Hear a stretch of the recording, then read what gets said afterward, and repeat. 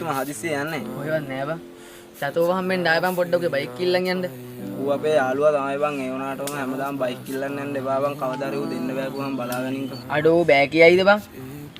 අම්මට සී අරෙන්න බං චතුවා කියද්දිම.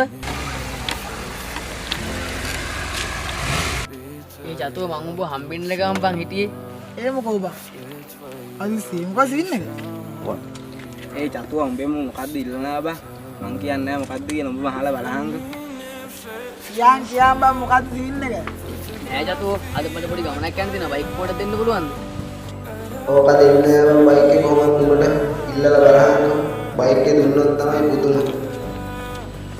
අඩෝ සිරාවටම අඩෝ අපි දෙන්නම යන්නේ අවුලක් නෑ නේද? සුදු බං පරිස්සමෙන් ගිහින් වරේ.